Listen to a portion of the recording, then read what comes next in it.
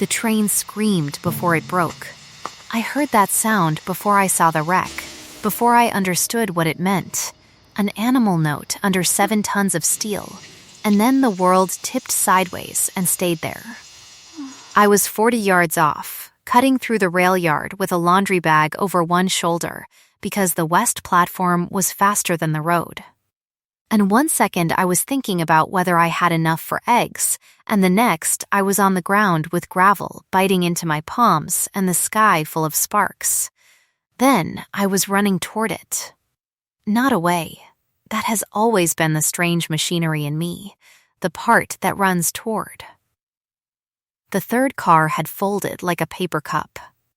Steam hissed from somewhere underneath it, and a woman's voice was screaming a name that wasn't mine, and I didn't stop to ask permission from anyone, because permission has never once arrived in time to matter.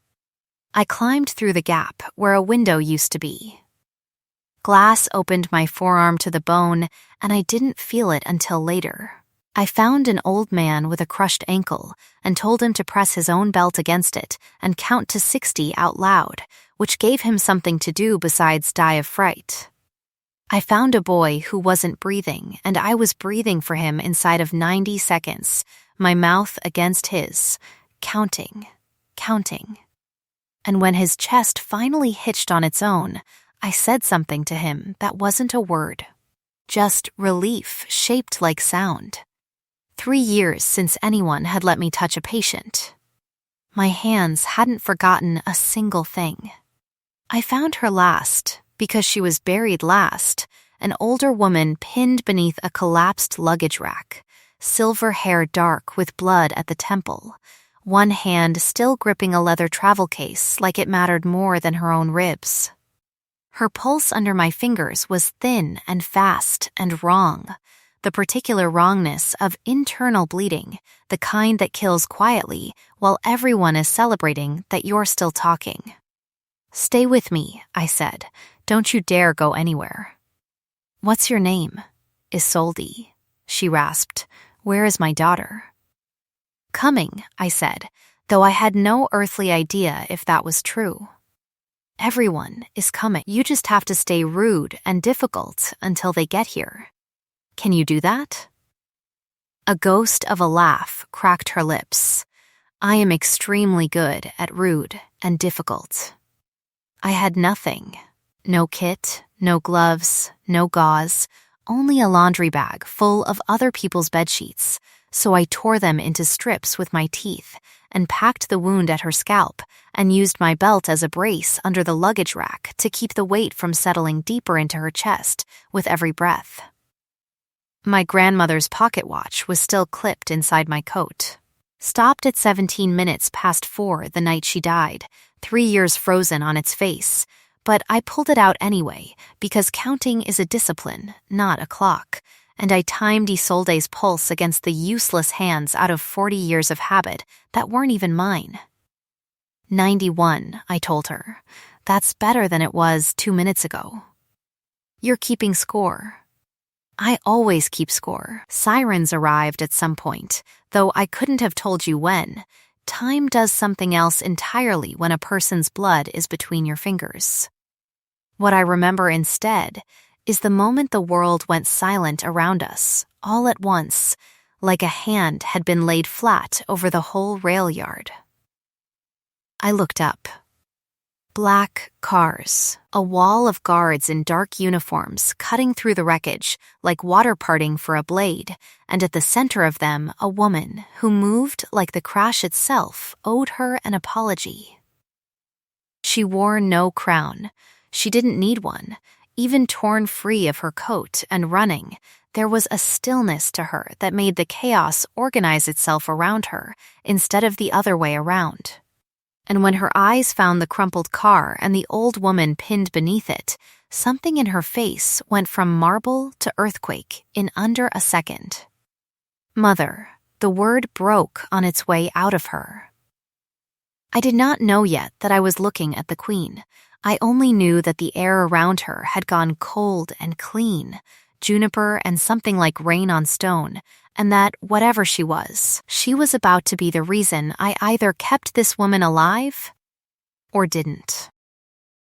Don't crowd her, I said, before rank, before wisdom, before I remembered that a person like her did not take instruction from a person like me. You'll shift the weight, and I lose the brace. Get me 2 men and a flat board, now, and everyone else back. For one terrible second, nobody moved.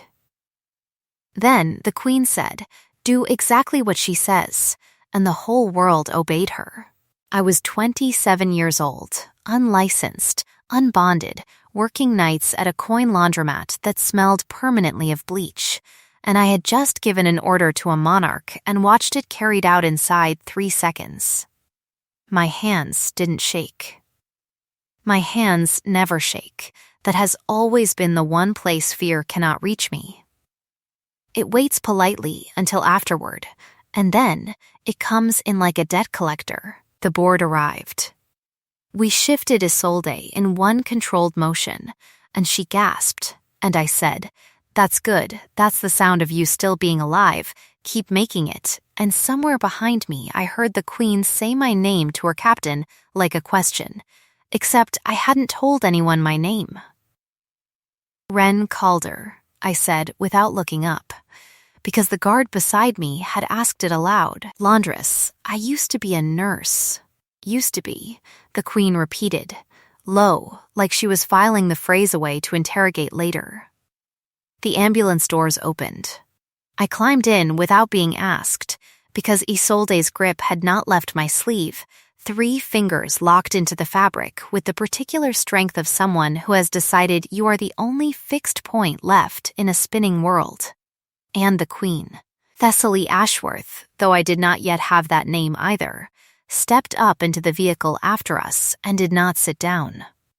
She stood at the foot of the gurney like a wall built specifically to keep death out, juniper and rain filling the small space until it was the only thing I could smell besides blood. "You will not let her die," she said. "It wasn't a request. I don't intend to," I said. "Sit down or hold something. You're in my light." She sat down. A queen sitting down because a laundress told her to. I would think about that longer than I should have, in the weeks that followed, how obedience had looked so strange on her, like a coat cut for someone else's shoulders. The doors closed. The city blurred past the small, reinforced window, all lit windows and wet streets. And somewhere in that blur I understood, slowly, the way understanding arrives when you're too busy to receive it properly, that the woman across from me had just watched her mother nearly die in front of her, and that I was the only reason she hadn't. Isolde's grip tightened once more, weak but certain. "Don't let go," she whispered. To me, or to her daughter, or to both of us at once. "I won't," I said. "I won't let you fall. Either of you." I did not know yet how long a promise like that could be held to.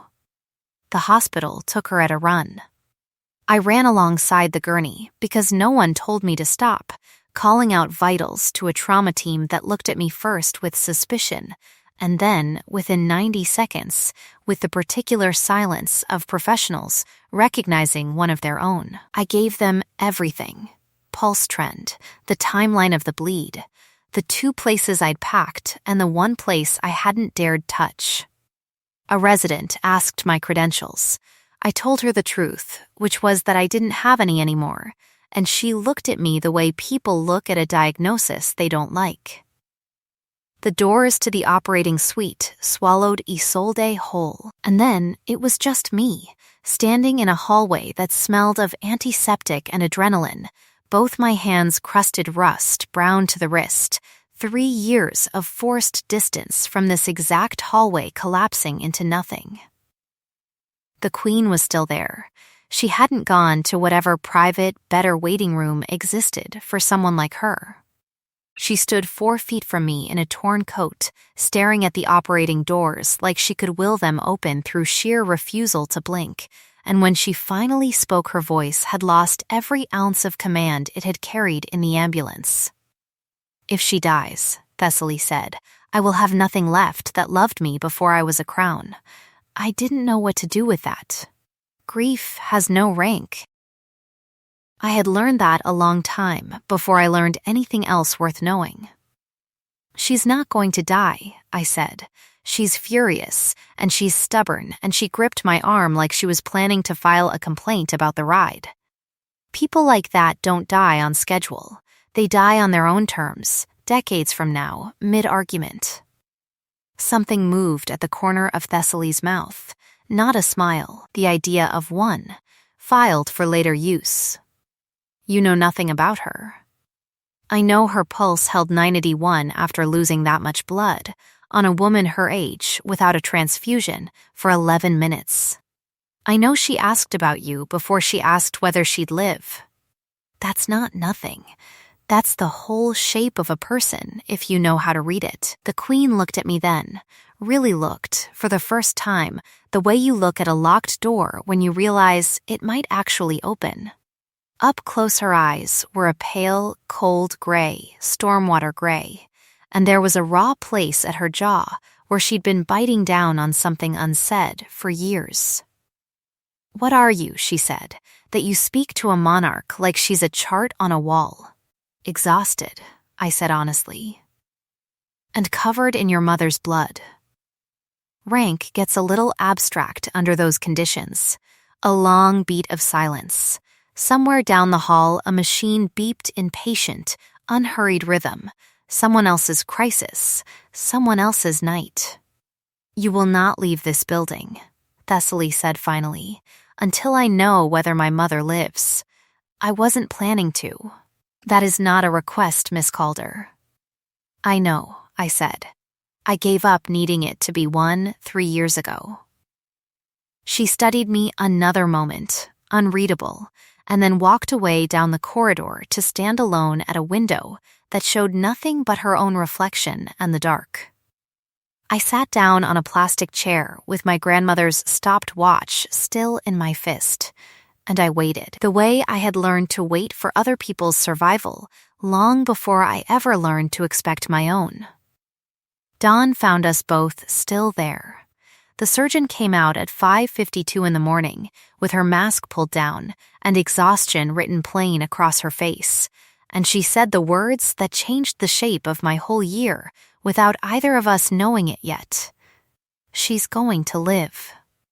But the internal packing in the field kept her alive long enough for us to get to her. Whoever did that bought us the hour we needed.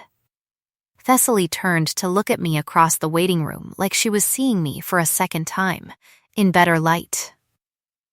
"Come with me," she said. "I have a shift at 6. You no longer have a shift at 6. It wasn't cruelty in her voice. It was simply a woman rearranging the facts of the world to fit what she had just decided was true. "You have my mother's life in your hands, and I am not finished needing that." I should have argued. I had a landlord and a coworker named Mabel who would worry, and a laundromat that would dock my pay for the no-show. Instead, I found myself walking beside a queen through hospital doors into a gray dawn that smelled, underneath the exhaust and the wet asphalt, of juniper and rain. And something in me, something that had been stopped at 17 minutes past 4 for 3 long years, gave one small, unfamiliar tick forward. The car that took us was black and silent and cost more than I'd earn in a decade. I sat with my ruined coat and my ruined sleeves and watched the city give way to iron gates, and I did not yet understand that I was being driven, quite literally, out of the only life I had ever expected to have. Isolde slept behind a door I wasn't allowed past for the first 2 days, guarded by men who looked at my laundry-stained clothes like they were evidence of something. I slept, when I slept at all, in a guest room bigger than the apartment I shared with 3 deadbolts and a leaking faucet, in sheets so fine I kept apologizing to them out loud for my own hands. Mabel called 9 times before I finally answered. You're alive, she said, by way of hello. The news is saying the Dowager Queen was saved by an unnamed local woman, and I have been sitting here for 2 days going, that's my Wren. That has to be my Wren. Nobody else in this city has hands like that. Wren. Wren. Are you in the actual palace? I'm in the actual palace. Are you going to marry a queen? Mabel, I'm just asking the natural next question. I laughed for the first time in 3 years that didn't taste like grief on the way out, and told her no, absolutely not. I was a laundress who happened to know how to pack a wound, and the queen would forget my face the moment her mother could walk again. Mabel, who had known me since before the scandal that ended my career, since before the stopped watch, made a sound that meant she didn't believe a word of it. She was right not to. The palace at Caldrith was not what the tabloids made it look like. It was colder in the stone corridors, warmer in the private ones, and every surface told you what you already suspected. That money, real money, doesn't announce itself in color, only in texture. The particular hush of floors that had never once creaked, the weight of a door that closed like a held breath. Servants moved through it with the careful, practiced blankness of people who had learned long ago not to be seen having opinions. Lady Fenwick had opinions anyway, and made no effort to hide them. I met her on my 3rd morning, in a corridor outside the medical wing, where she stood dressed for a portrait that would never need painting, because she simply looked that way at all hours. You're the laundry girl, she said, the way one might say you're the stain. I prefer former nurse, I said, but I answer to most things before 9 a.m. The Queen has a habit of collecting strays after tragedy. It rarely lasts. Her smile didn't reach anywhere near her eyes. You should enjoy the sheets while they're offered. I thought of nothing clever to say back, which is often how these encounters actually go, contrary to what stories tell you. The cruelty lands. You carry it, and the retort arrives 4 hours later in the shower, too late to matter. I went and sat by Isolde's door instead, because at least there, nobody required me to be anything but useful. It was Thessaly who found me there at 3 in the morning on the 4th night, sitting on the floor with my back against the wall, because the chair had started to feel like an accusation. She was not dressed like a queen. She wore a plain shirt with the sleeves pushed up, and she was carrying a plate. You haven't eaten, she said, in 19 hours. My staff keeps a very good accounting of things they find embarrassing, and apparently starving my mother's rescuer to death in a hallway qualifies. I wasn't counting. I was.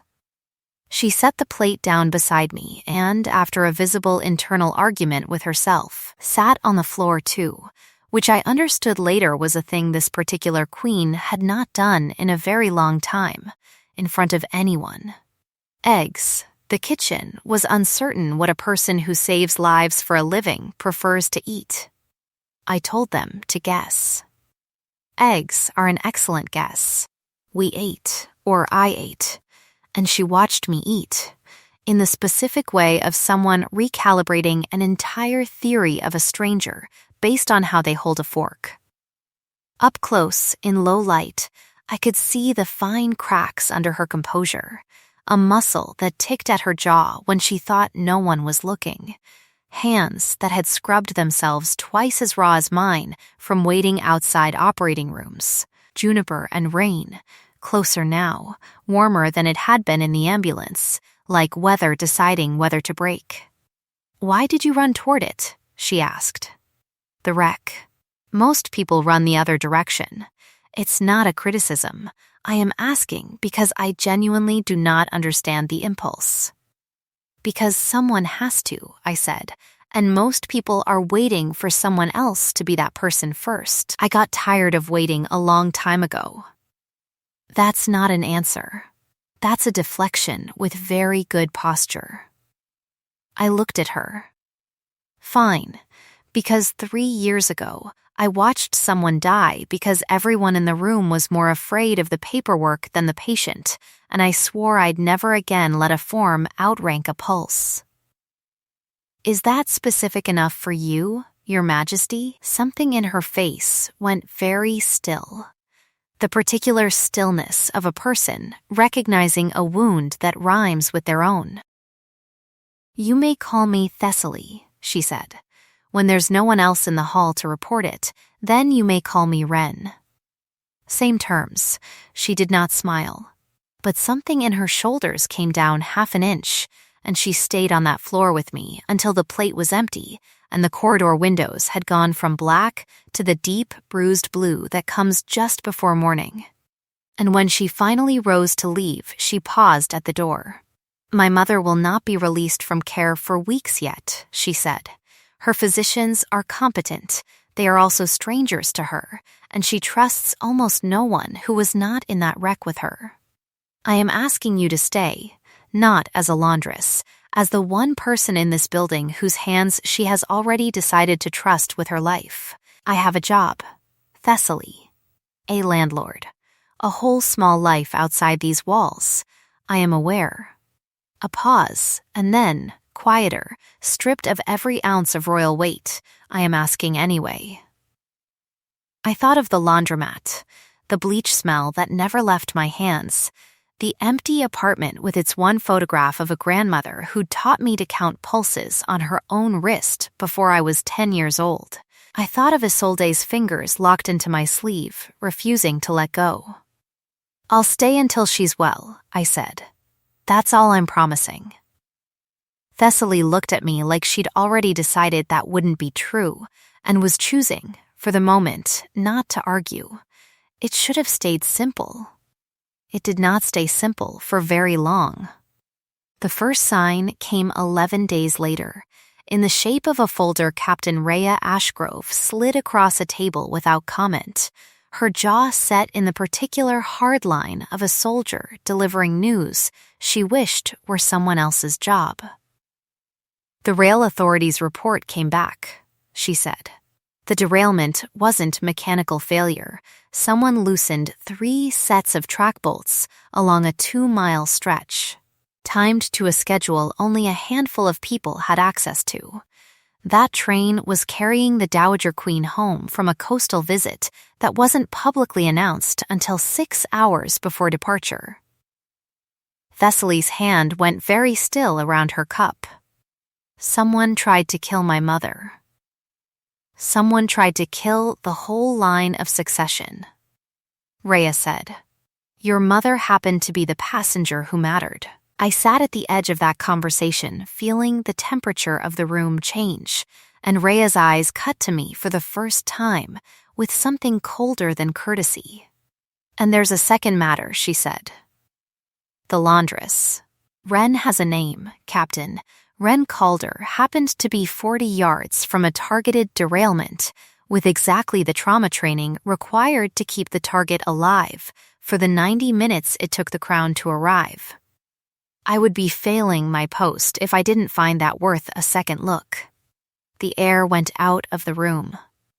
I understood, with the flat, sick clarity of a diagnosis you already suspected, that I had gone in 11 days from rescuer to suspect, and that no version of my own history would sound innocent read aloud by someone determined to make it sound otherwise. You think I did this, I said. I think, Rhea said, that convenient heroism has killed better men than you before, and I have sworn an oath to the Crown, not to your face. Enough. Thessaly's voice cracked through the room like a closing door. She saved my mother's life with her bare hands and a bag of hospital sheets. If you have evidence, Captain, bring it to me. Suspicion is not evidence. With respect, Majesty, 3 years ago, this woman was dismissed from Meridian General under a cloud serious enough that her license was pulled entirely. That is not nothing either. I felt every eye in the room land on me at once. Tell them, Thessaly said, quieter now, watching my face instead of the folder. Tell me. What happened 3 years ago? So I told her. Not the version the hospital had filed, the one with my name on the incident report and none of the truth in it, the real one. A resident, Pruitt's own son, had mismedicated a patient during a double shift no one should have let him work. My mentor, Dana, had caught the error in time to save the man's life, but reporting it correctly would have ended Dana's career the same week her daughter needed surgery she couldn't afford without insurance. So I signed my name to the chart instead of hers. I told the board the mistake was mine. I lost my license in 11 minutes flat and never once told anyone the truth, because the truth would have cost someone who couldn't afford to pay it. The room was silent when I finished. Rhea's expression hadn't softened, not yet, but it had shifted from suspicion to something more complicated. That's not the account of a saboteur, Thessaly said. It's not proof of innocence either, Rhea said, however much I might personally prefer it. Then get proof, Thessaly said. And Captain, while you're looking, look somewhere other than the woman who has not left my mother's bedside in 11 days. Rhea left. The silence she left behind had teeth in it. You believe me, I said, once the door had closed. I believe the version of you I have watched with my own eyes for 11 days, Thessaly said. I am trying to decide whether that makes me a fool. It doesn't, I said. It makes you someone who still checks a pulse before writing the death certificate. That's rarer than you'd think. She almost smiled. It was the closest I'd seen her come yet, and I found, unwillingly, that I wanted to see the whole thing. Wanted it the way you want water partway through a fever, an ache that has nothing polite about it. That night, the attack came again, closer this time. I woke at 2:47 in the morning to the particular silence of an unfamiliar house going wrong. No alarm, no shout, just the wrongness under my skin that 3 years of trauma work had trained into permanent instinct. I was in the hallway outside Isolde's room before I'd fully decided to move, and I found the night nurse slumped in her chair, breathing but unresponsive. An IV bag on the stand replaced with one that didn't match the others in color by half a shade. Don't touch that line, I said to the second nurse reaching for it, my voice coming out flatter and harder than I meant. Get Rhea. Now, I pulled the tampered bag myself, flushed the line, checked Isolde's pupils with a penlight while she stirred groggy and frightened beneath my hands. And by the time Thessaly arrived at a dead run in bare feet and last night's shirt, her mother was blinking up at both of us, alive, furious, demanding to know why everyone kept interrupting her sleep with emergencies. Someone got past your guards, I told Thessaly, and got close enough to swap a bag on a hospital-grade IV stand. That's not opportunity. That's access. Her face had gone the color of old paper. She crossed the room and took my hands in both of hers, checking them the way I had checked her mother's pupils, as if she needed proof with her own fingers that I was still whole, still there, still real. You could have been the one they hurt, she said. I wasn't. That is not the same as you couldn't have been. Her hands were shaking, very slightly, around mine, the first crack I had seen in her since the ambulance. Juniper and rain, and underneath it now something sharper, fear cutting clean through the cold composure like lightning through fog. I won't let you fall, I said, quiet, meaning it for her this time and not just her mother. Either of you. That's not a promise I make lightly. Don't, she said. Make promises you can't enforce, Ren. I have buried people who promised me that. Then let me try to enforce it anyway.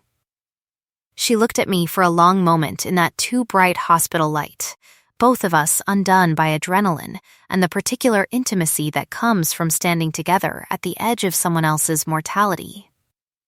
Her thumb moved once, unconsciously, across my knuckles. Tell me to stop, she said, low. And I will.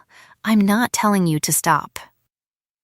She kissed me like a question she'd been holding for 11 days and was finally, terrifiedly, letting herself ask. It lasted 3 seconds and undid something in my chest that had been welded shut for 3 years. Then a guard's radio crackled down the hall, and she pulled back, composure sliding into place like a mask clicking shut, and said, in a voice meant for anyone listening, "Thank you for your quick response, Miss Calder," and walked away before either of us could say anything true out loud. I stood in that hallway with my heart going like a struck bell, and understood, with the sinking, thrilling clarity of falling water, that I was in far more danger from her than I had ever been from any collapsed train car.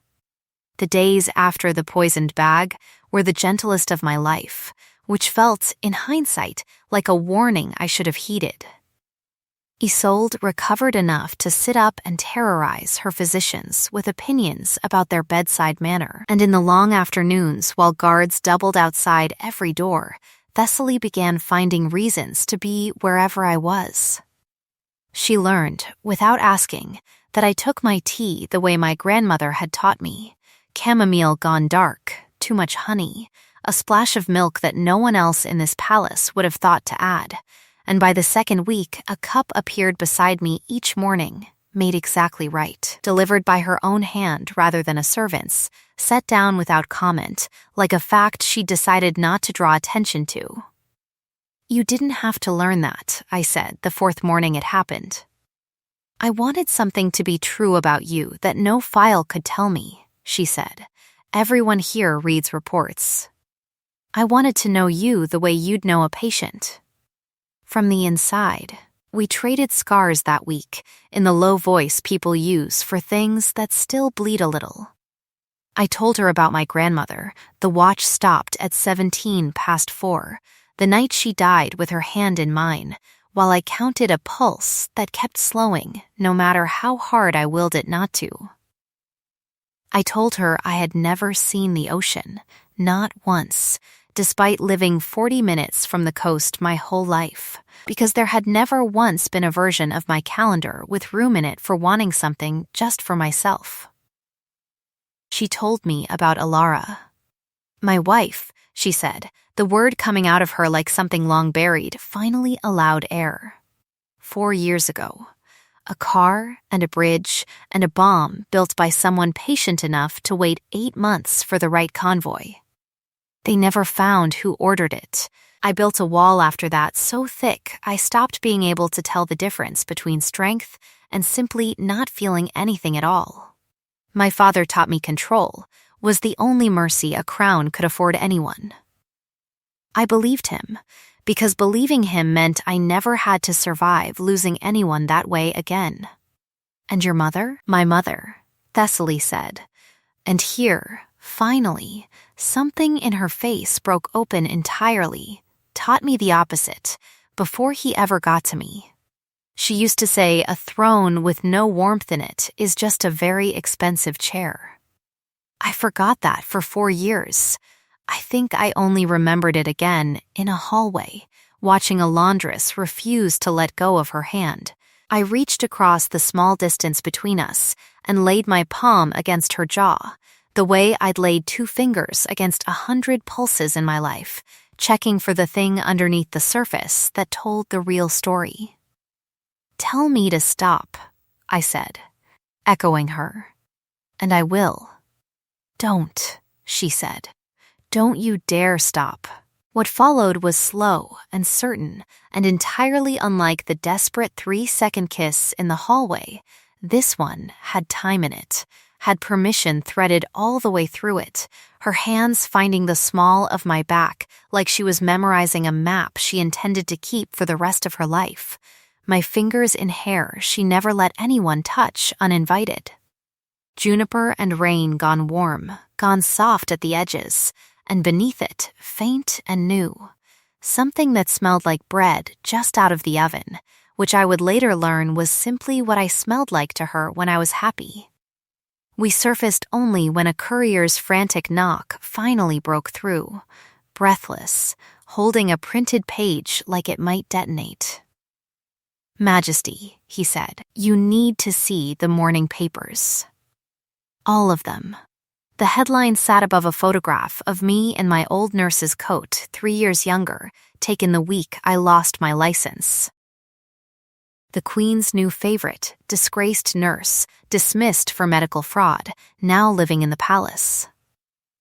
Underneath it, a quote from Director Pruitt himself, freshly interviewed, calling my care of Isolde a reckless gamble by an unstable individual with a documented history of falsifying patient records. Thessaly's face had gone to stone before she'd finished the first paragraph. "This isn't journalism," she said. "This is a campaign." "It's Voss," Rhea said from the doorway, arriving already grim. The Chancellor's office released Pruitt's statement to 3 outlets simultaneously this morning. That's not a leak, that's coordination. I stood there holding the truth of my own worst year printed in someone else's careless headline, and felt, for the first time since the wreck, the particular cold of being seen and disbelieved at the exact same moment. "They're going to use this to force you to send me away," I said. Thessaly didn't answer right away. And that silence, more than anything Voss could have printed, was the worst image of the whole affair. The Queen I had begun, foolishly, hopefully, to believe in, standing in a doorway with the morning paper in her hand, saying nothing at all. The council chamber, when Rhea walked me into it 2 hours later, was already full of men who had decided my guilt before I'd sat down.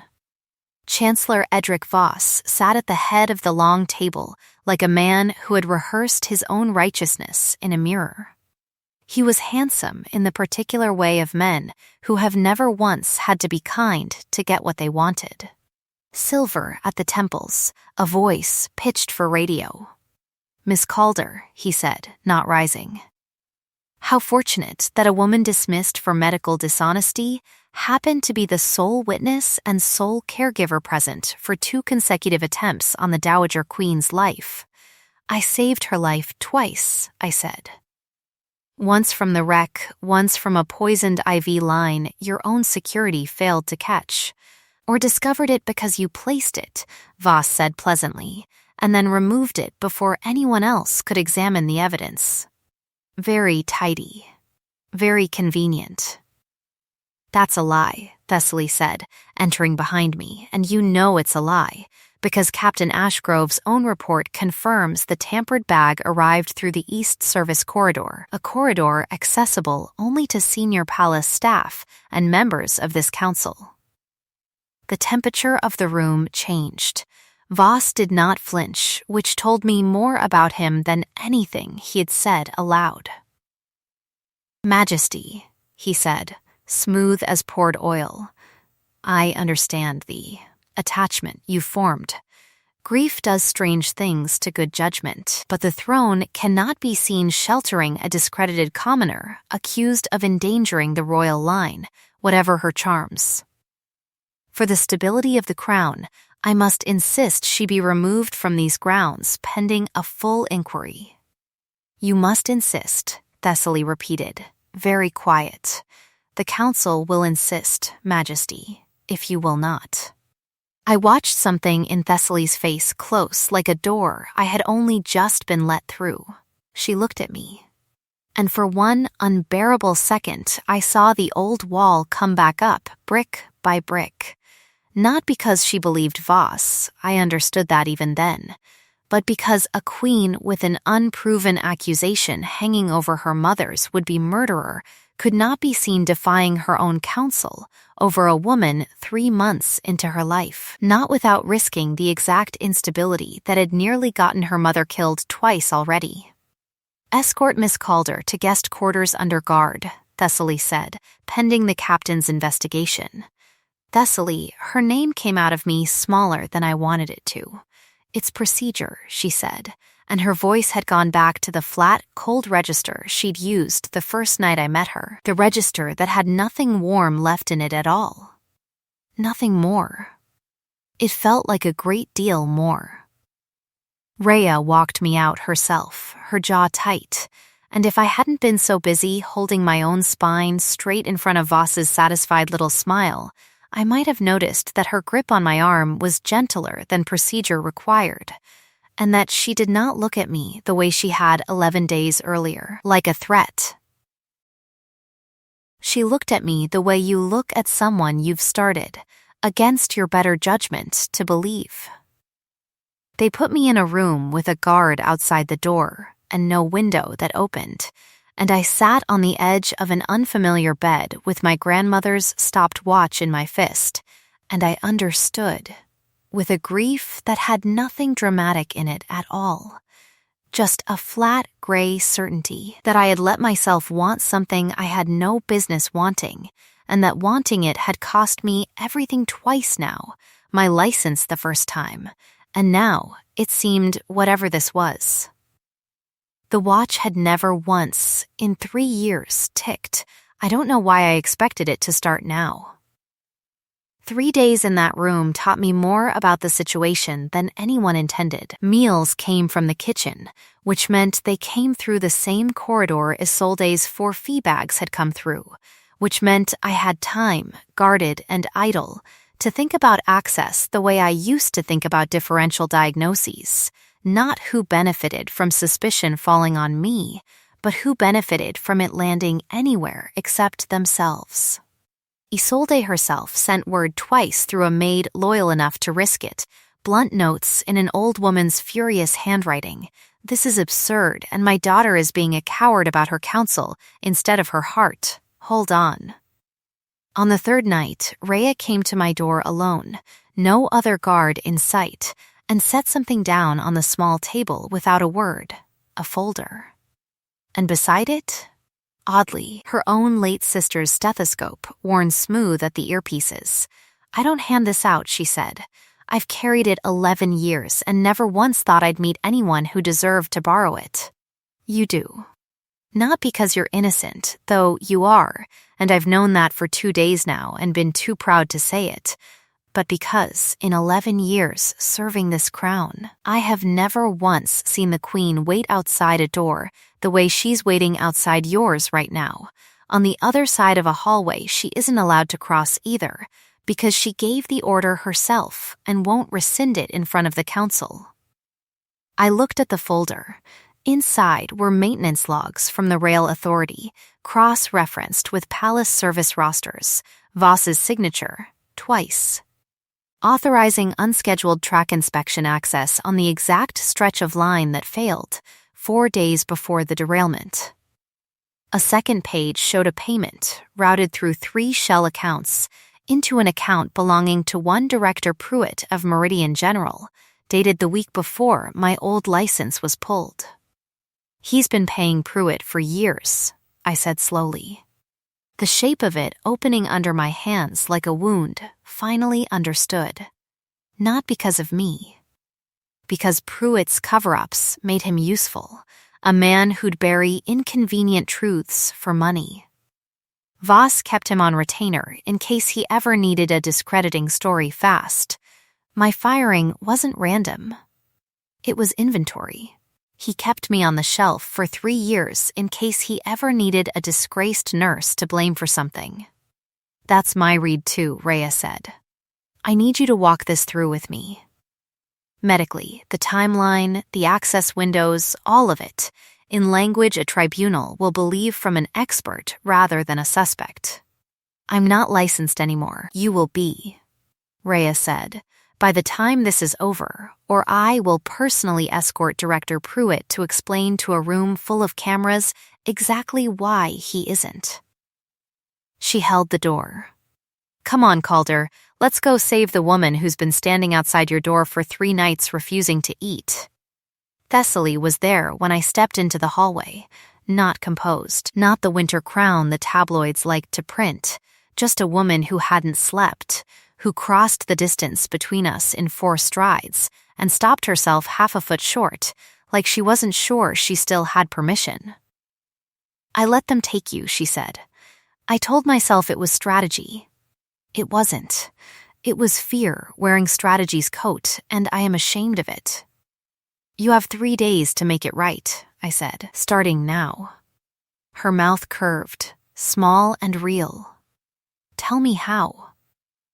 We worked through the night, Rhea, myself, a junior magistrate Rhea trusted, and eventually Isolde herself wheeled in over her physician's loud objections, sharp as a blade despite the bandage still at her temple.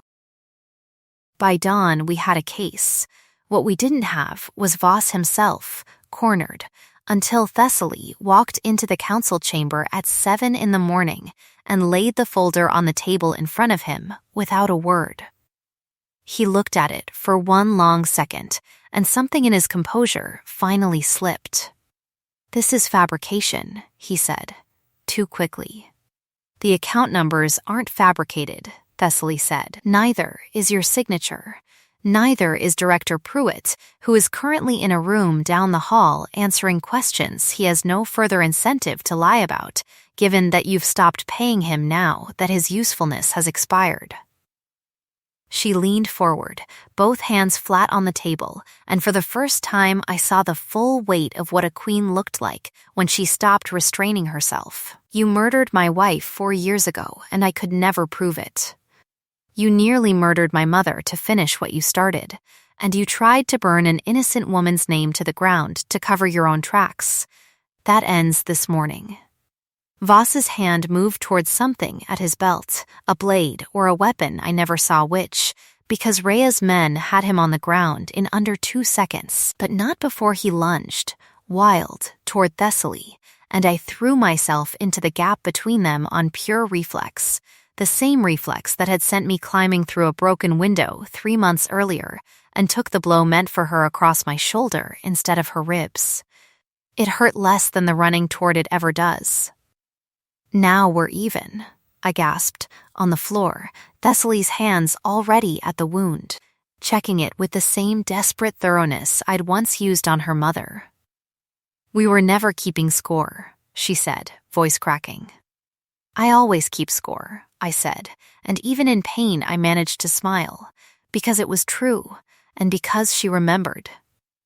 Voss struggled against Rhea's grip, spitting venom about gutter-born omegas and laundry girls who didn't know their place, and I watched Thessaly's face go dangerously still, watched her hand drift toward the weapon at her own hip with the particular calm of someone who has decided a man doesn't deserve a trial.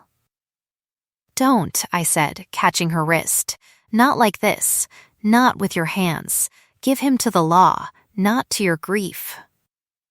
"You told me control mistaken for strength was the thing that broke you. Let this be the place you prove that lesson took." She looked at me for a long moment, breathing hard, and then, slowly, let her hand fall. "Take him," she said to Rhea. "Alive for trial. Let the whole country watch exactly what he is." The tribunal was held in the Great Hall 3 weeks later, doors open to the public and every camera in the country, and I stood beside Isolde, recovered, imperious, magnificently unkillable, while the evidence was read aloud, the falsified track inspections, the payments to Pruitt, the 4-year-old case file on Alara's death finally reopened and matched to the same shell accounts.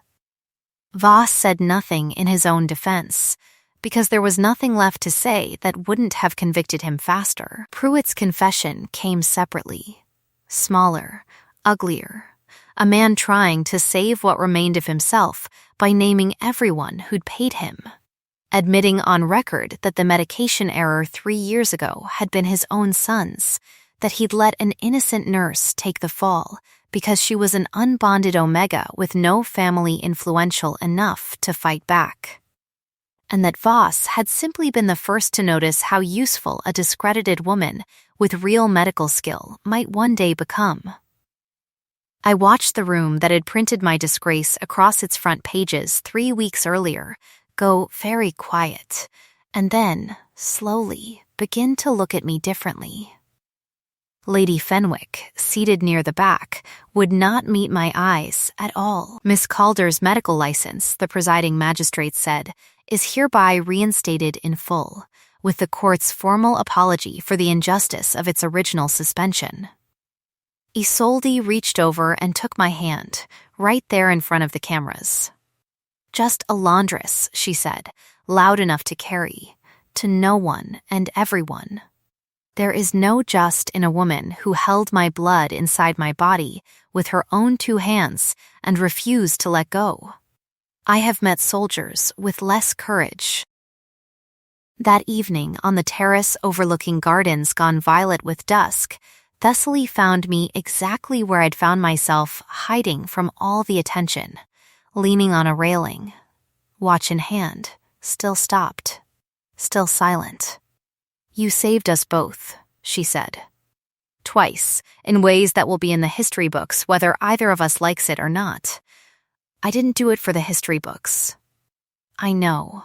She came to stand beside me, juniper and rain, and underneath it now, something warmer that I understood, finally, was simply what she smelled like when she'd stopped being afraid. "I have spent 4 years believing that loving anyone was a door I'd already welded shut for my own protection. You didn't force it open. You just kept standing on the other side of it, patiently, until I remembered I was the one who'd have to be the one to open it." "Tell me to stop," I said, turning to face her fully, "and I will." "I have never once," she said, "wanted anything less." She kissed me there in the last of the light, unhurried this time, certain, and when her mouth moved to the curve of my neck and paused, waiting, I felt the question in it as clearly as if she'd spoken it aloud. "Ask me," I said, "with your words." "Ren Calder," she said against my skin, "may I mark you as mine, not as a claim, as a promise I intend to keep for the rest of both our lives." "Yes," I said, "only if I get to do the same to you."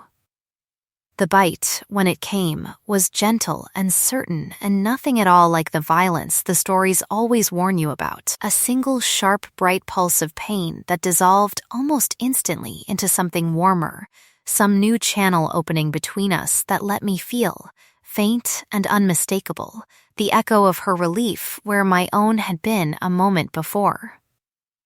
The bond settled into place like a held breath finally released. Somewhere below in my coat pocket, so quiet I almost missed it, my grandmother's watch gave a small, definite click. I pulled it out with shaking hands. The second hand was moving. 6 months later, the coast at Caldres held its breath for a wedding the whole country had been waiting for, since the tribunal made front pages more honest than the ones that came before it.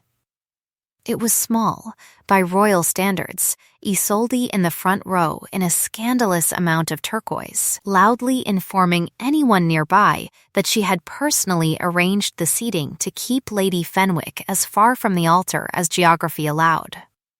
Rhea stood at Thessaly's side in dress uniform, and when she handed over the rings, she leaned close enough for only me to hear.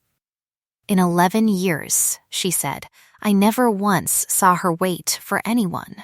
Then I watched her wait outside a locked door for 3 nights, refusing food, because the woman inside it mattered more to her than her own counsel's comfort. Take care of that in her. It doesn't come twice." "I intend to," I said, "for the rest of both our lives." The vows were short, because Thessaly had never been a woman for excess, but the one line she added herself, unscripted, was the one the papers printed the next morning above every photograph.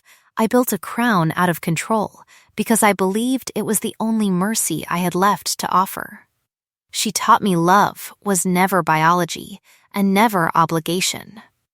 It was a choice, made new every morning, and I choose her again today, and I will choose her again tomorrow, and every morning after that for as long as I am given mornings at all.